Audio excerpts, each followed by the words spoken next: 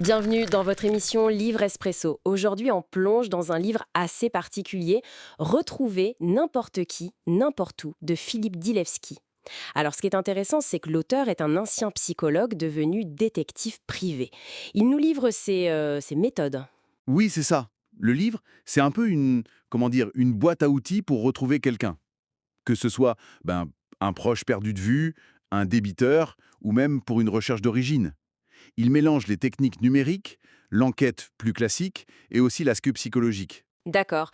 Et donc, notre but aujourd'hui, c'est d'extraire un peu la substantifique moelle de ce guide, voir quelles sont les stratégies clés, l'état d'esprit aussi qu'il faut avoir. On y va?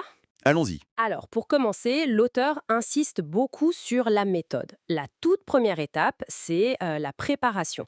Il faut créer un dossier super détaillé sur la personne qu'on cherche. Absolument. Le nom complet, bien sûr, les anciens noms s'il y a lieu, les prénoms, dates et lieux de naissance si on les a.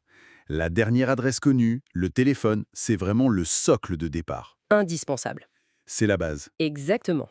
Et après ça, on passe à la recherche en ligne, ce qu'on appelle l'OSINT, le renseignement en sources ouvertes. Google, j'imagine. Google, oui, c'est le point de départ évident, mais le livre va plus loin. Il parle de Google hacking ou dorking. C'est pas juste taper un nom. C'est utiliser les opérateurs avancés, c'est ça. Les guillemets, le site, point, ce genre de choses. Tout à fait. Les guillemets pour chercher une expression exacte, genre prénom, nom.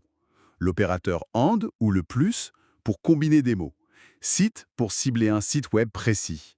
Par exemple, site.facebook.com, le nom de la personne. Ah oui, ça permet de filtrer énormément. Carrément. Ou INURL pour chercher un mot dans l'adresse web elle-même. Et il conseille aussi de tester plein de variations du nom, des fautes d'orthographe possibles. Il faut être un peu créatif, quoi. C'est ça. Et si on trouve rien tout de suite, une astuce simple mais efficace, créer une alerte Google. Comme ça, on est prévenu si quelque chose de nouveau apparaît. Pas bête. Et il y a aussi la recherche par email, ça abordé. Oui, l'idée c'est d'essayer de deviner des adresses possibles. Prénom.nom @domaine, p.nom @domaine, etc. Et on peut vérifier si elles existent avec des outils comme mailtester.com.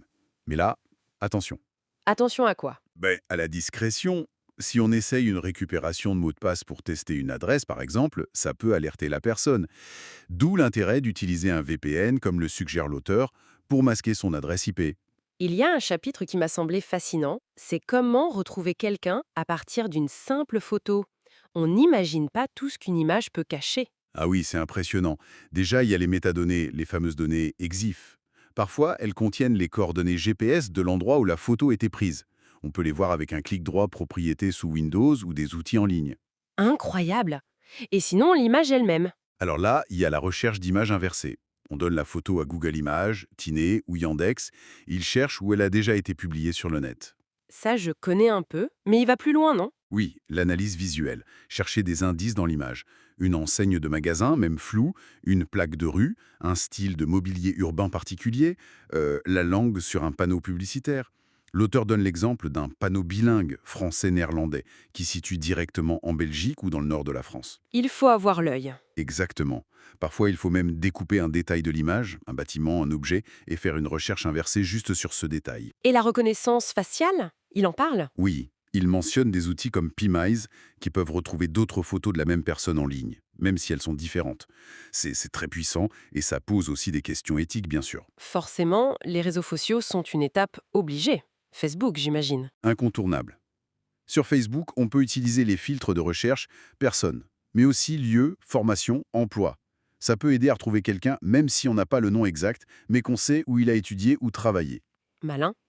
Une autre astuce, trouver le nom d'utilisateur unique du profil. Souvent, les gens utilisent le même pseudo sur plusieurs plateformes. Donc une fois qu'on l'a, on peut le chercher sur Instagram, Twitter, etc. via Google ou des outils spécialisés. Et Instagram, LinkedIn, TikTok, c'est pareil. Chaque plateforme a ses spécificités. LinkedIn, c'est la mine d'or pour le côté pro. Post, entreprise, contact, recommandations. Instagram, c'est plus visuel. On cherche par nom, pseudo, hashtag, lieu ou même via les abonnés d'amis communs. Pour TikTok, il y a la recherche par nom, QR code, synchronisation des contacts. Mais attention, sur TikTok, par défaut, la personne voit qui a consulté son profil. Voyez un lien piégé, ce qu'il appelle les canary tokens. On crée un lien unique, ça peut être une URL, un faux document Word, un PDF. Et quand la personne clique, Ça nous envoie une alerte avec son adresse IP, donc une idée de sa localisation. Encore une fois, utiliser un VPN pour envoyer ça, c'est plus prudent. Et il y a la ruse, carrément. Le humint. Oui, l'intelligence humaine. Monter des scénarios, se faire passer pour un cabinet de recrutement, quelqu'un qui fait un sondage. Ça demande de l'impro, de l'assurance, mais l'auteur rappelle bien les limites légales, l'usurpation de titres, etc. C'est une zone grise. Et l'enquête de terrain, la bonne vieille méthode. elle reste essentielle.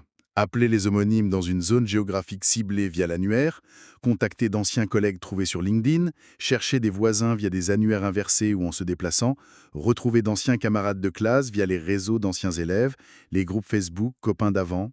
Le numérique complète, mais ne remplace pas tout. Un sujet très émouvant aussi abordé dans le livre, c'est la recherche de ses origines. Oui, c'est un chapitre important. Pour les personnes adoptées, il explique l'utilisation des tests ADN récréatifs, Ancestry, MyHeritage, 23andMe, et des plateformes comme GDMatch pour comparer les résultats et retrouver des parents biologiques ou des membres de la famille. C'est devenu un outil majeur. Avec des précautions à prendre, j'imagine. Tout à fait. L'auteur prévient, mais ces tests peuvent faire remonter des secrets de famille, parfois douloureux. Il faut y être préparé. Et pour les personnes nées sous X ou abandonnées, il évoque les démarches spécifiques, notamment en France, avec le CNAOP, et l'importance des associations d'aide. Finalement, au-delà de tous ces outils techniques, qu'est-ce qui ressort comme étant crucial? L'état d'esprit. C'est vraiment un point clé du livre. Il faut être rigoureux, méthodique, mais aussi ouvert d'esprit. Douter de tout, surtout de ses propres hypothèses. Ne jamais se dire « j'ai tout essayé ». Chercher la vérité, pas seulement une confirmation de ce qu'on pense déjà savoir. Et il y a aussi toute la dimension psychologique des retrouvailles elles-mêmes, non? Absolument. Le livre donne des conseils là-dessus. Comment gérer ses propres attentes, ne pas idéaliser, anticiper les réactions de l'autre, et surtout, être prêt à respecter son choix, même si c'est un refus de contact.